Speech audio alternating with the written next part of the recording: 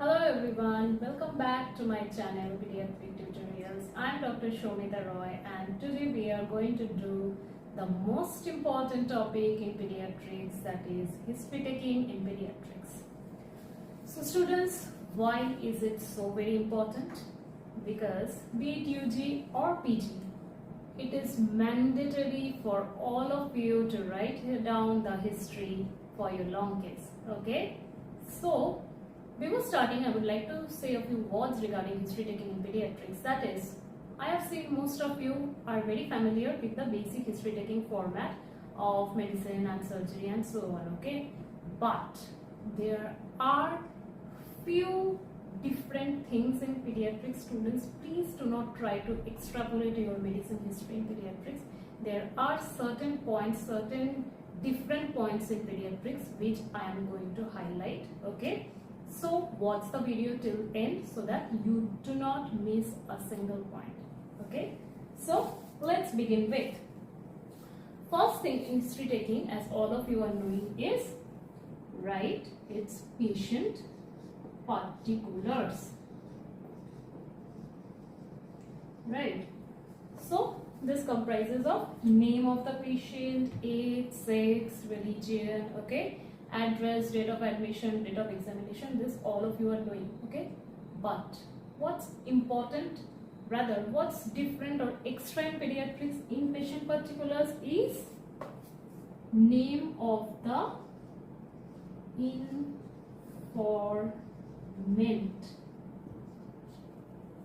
So see students, in pediatrics the children are generally not able to give you the proper history. So who gives you the history? It's the informant, which is most commonly the mother, okay? And one more important thing, informant and informer. These two are not interchangeable terms, mind you, okay? So here we will write down informant.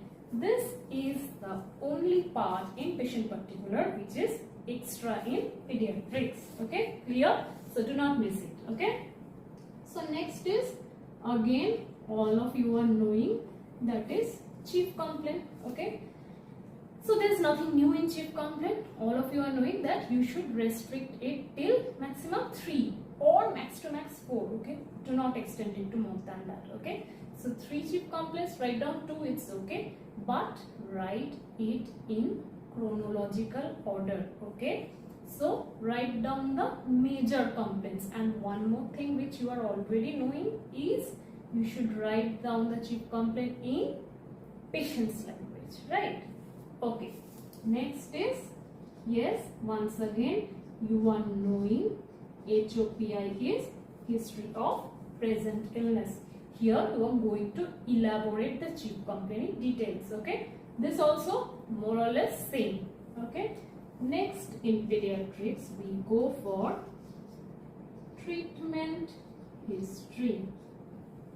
So what the patient is receiving, okay?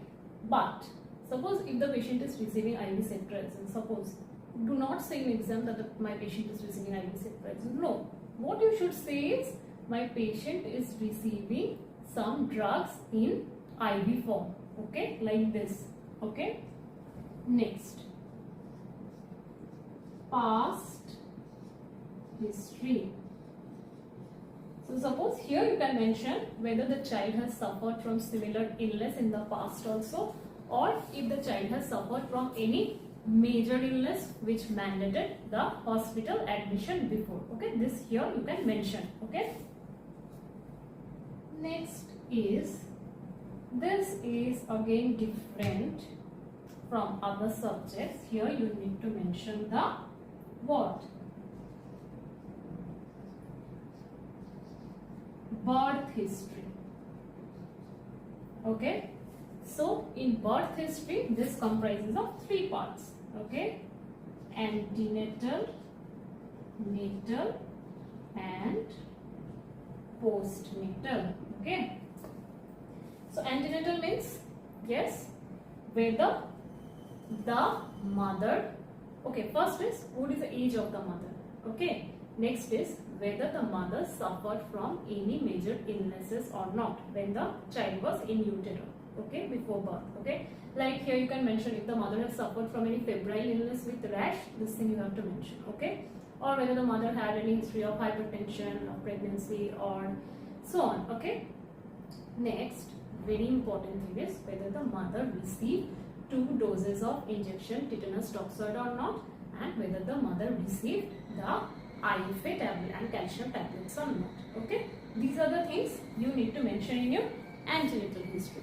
Next is the natal, that is the process of birth.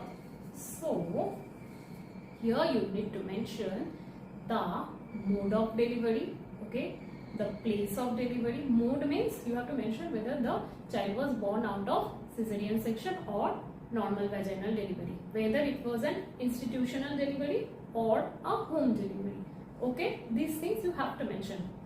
What was the birth weight of the child, okay. And one more important thing is whether there is any history of consanguinity. So for those who want to get good marks, and also for PGs, so all of you have to mention this, okay, whether the child was born out of a consanguineous or non-consanguineous marriage, okay, this you have to mention, okay. So next is postnatal, okay.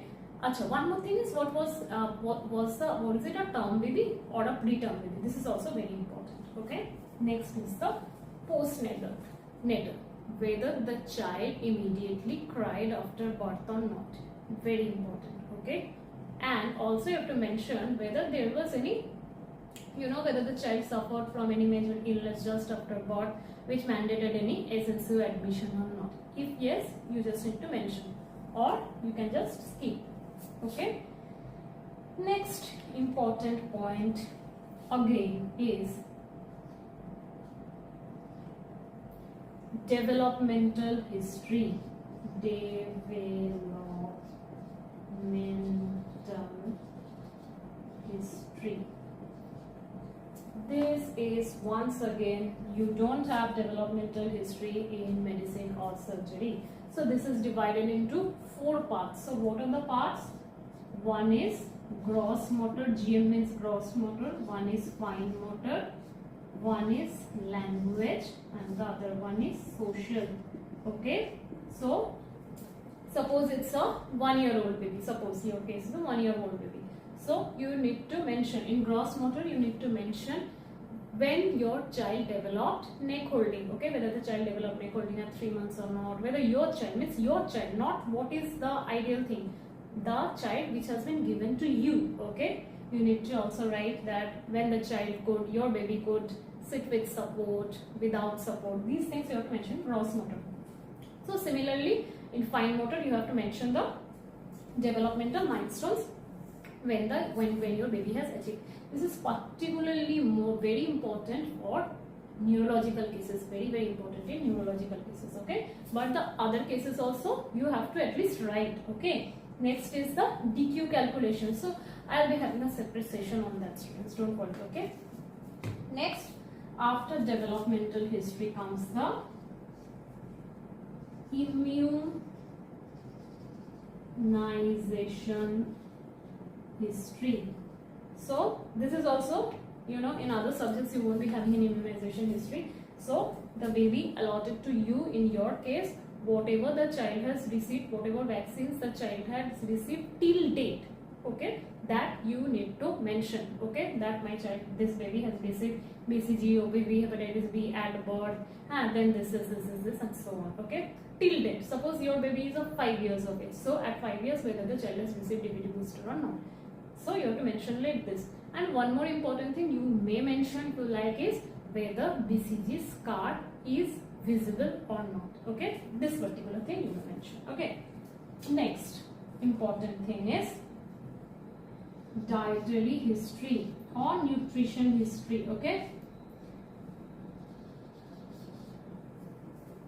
So what are you going to write in dietary history? Suppose it's a 4-month-old baby, then to no jhamela, you can just write that my baby is exclusively breastfed, okay.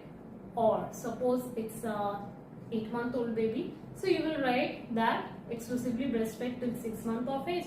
Then gradually weaning was started in the form of that your child is receiving this. Okay, mentioned till this. Okay, but suppose if it's a 5-year-old baby, okay, then what are you going to write? Just write in short that this baby received, baby was exclusively breastfed till 6 months of age.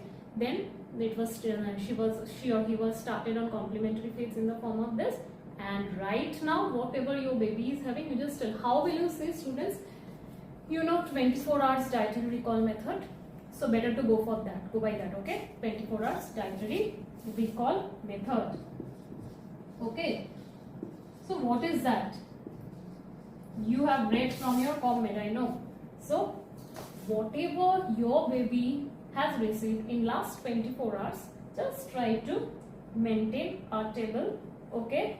And if you are having enough time, okay, just write down that suppose the child has received 1 bowl of rice and 1 bowl of dal, okay? So mention what is the energy content and protein content of that particular food, okay? And if at last you just calculate, and if there is any deficit or excess, just mention it, okay? If you are having time, then only go for it.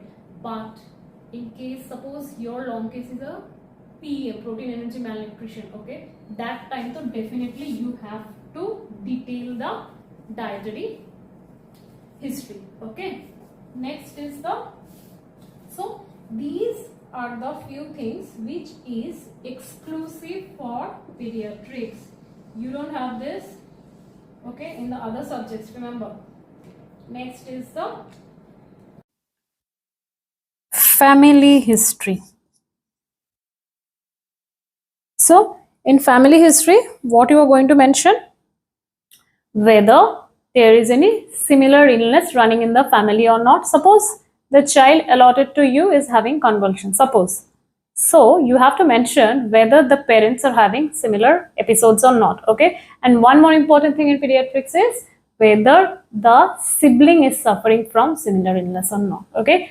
And if not, just mention that there is no similar history in the family, okay? And whether the family members are suffering from any other chronic illness or not, okay? That you have to mention in family history, okay? Next is the personal.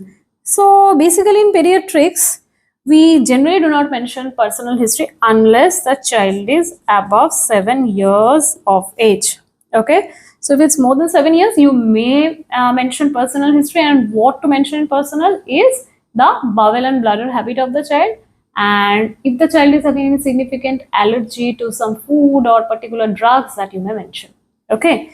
Next is the last point. Yes, we have come to the end. That is the socio-economic history, okay? So what are the things you are going to mention here?